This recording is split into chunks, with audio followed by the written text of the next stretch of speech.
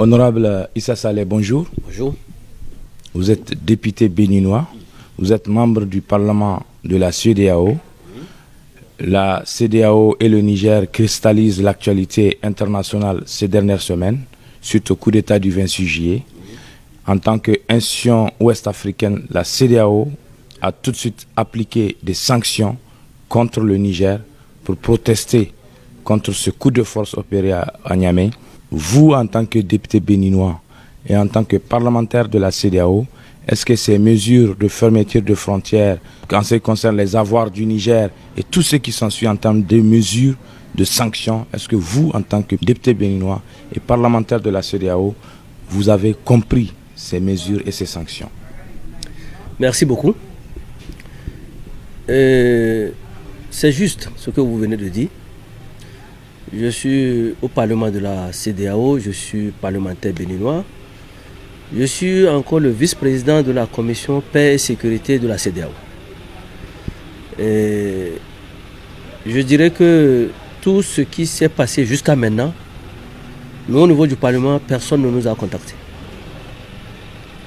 Je dirais tant que la CEDEAO va rester un club de chefs d'État et ils vont prendre des décisions, nous allons assister à des choses pareilles.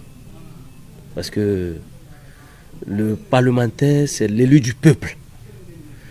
Normalement, on devait être associé à ce genre de choses. Malheureusement,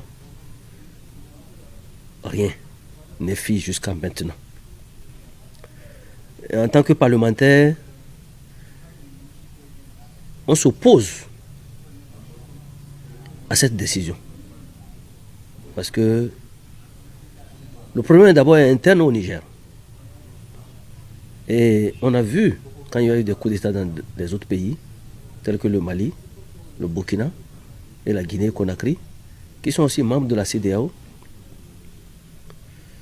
ils n'ont pas connu ces genres de décisions. Alors pourquoi le Niger? Pourquoi vouloir mettre tout de suite le Niger à genoux devant une situation pareille? Aujourd'hui, on parle d'intervention. Moi, je ne crois pas du tout qu'ils pourront intervenir au Niger. Je ne crois pas. Je ne souhaite pas. Et je ne crois pas. Vous, en tant que vice-président de la commission paix et sécurité du Parlement de la CEDEAO, avez-vous été consulté, avez-vous participé à la décision de mettre en branle la force en attente de la CEDEAO pour intervenir au Niger et rétablir l'ancien régime déchu par le CNSP? Je vous dis non. La logique voudrait qu'on soit consulté au moins pour avoir notre avis de ce que pensent les élus du peuple nigérien et les élus du peuple même de la CEDEAO. Mais ce n'est pas le cas. Ce n'est pas le cas. Moi, je suis le vice-président de la commission paix et sécurité. Donc, c'est ma commission qui s'occupe de ce genre de choses. Le président de la commission est un anglophone. Donc, normalement, quand il y a une situation pareille, en tant que francophone, on devait être automatiquement saisi, nous associer, parler avec nous, voir un peu comment les choses... Regarde, par exemple, moi, j'habite Manaville. Je suis à Manaville, je suis de Manaville, et je suis à 2 km de la frontière du Niger. Est-ce que vous trouvez normal qu'on dise que demain, la CEDEAO va attaquer le Niger, et donc va attaquer Gaïa, et nous, Manaville, on devient quoi? Alors que c'est le même peuple. C'est le même peuple. Il y a beaucoup qui ont leur famille ici à Manaville et en même temps à Gaïa. Donc c'est le même peuple. Vous savez, tant que la CEDEAO va rester un club de chefs d'État et ne pas être la CEDEAO du peuple, on va continuer toujours pas assister à ce genre de choses. C'est un peu dommage. Vous venez de le dire, vous habitez à Malanville.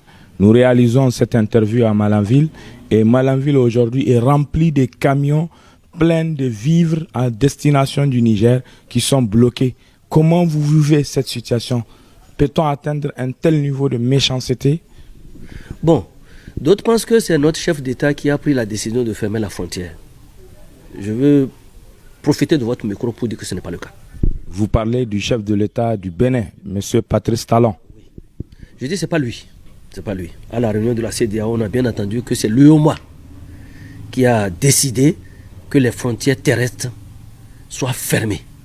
Donc, ce à quoi on assiste aujourd'hui à Manaville, le blocage de près de 1000 camions qui ont des marchandises du Niger et qui vont au Niger, ne vient pas de la décision du chef de l'État béninois pour bloquer cette frontière-là. Mais c'est l'UEMOA. Le poste juxtaposé là, c'est construit par l'UEMOA. Donc c'est l'UEMOA qui le gère. C'est eux qui ont pris cette décision. C'est pourquoi les autorités béninoises sont obligées de l'appliquer. Mais quand bien même, nos chefs d'État pouvaient faire pression sur eux pour que les gens n'aillent pas jusqu'à ce niveau-là. Mais tout ceci, c'est parce que la base n'est pas consultée. Si la base était consultée, il y a de ces décisions-là qui ne seront pas prises. Le moi n'est pas au-dessus du peuple. C'est le peuple qui est souverain. Aujourd'hui, quand vous constatez ce qui se passe au Niger, on a l'impression que le peuple soutient à 100% les putschistes. Donc le problème est ailleurs. Vous croyez que la CEDEAO peut rétablir le président déchu? Moi, je ne crois pas. Parce que, vu l'évolution de la situation, je ne crois pas du tout qu'ils vont pouvoir aller rétablir le président déchu. Donc, il est toujours bon de chercher à aller vers la direction de ce que le peuple veut. Ce qui est bien pour le peuple, c'est ça qu'il faut suivre. Mais je vous dis qu'actuellement, la CEDEAO n'est pas la CEDEAO du peuple. C'est la CEDEAO du chef de l'État. Sinon, je ne peux pas comprendre que moi, en tant que vice-président de la commission paix et sécurité, donc c'est ma commission, c'est à ma commission qui revient de faire des propositions et de discuter de cette affaire-là. Mais personne ne m'a contacté.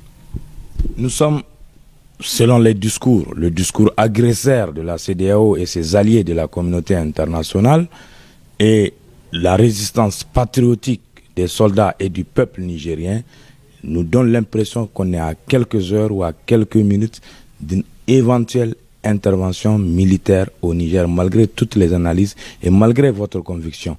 Mais si les positions restent figées, quelle serait votre solution de sortie de cette crise au Niger? Non, je crois que les chefs d'État vont revenir sur leur position. Moi, c'est ma compréhension des choses. Et je ne les vois pas en train d'attaquer le Niger. Je ne vois pas le Nigeria, le Bénin, même les autres pays, se lever pour attaquer le Niger. Et ils ont tous quelque chose à perdre. Première chose, c'est que le peuple là, c'est le même peuple.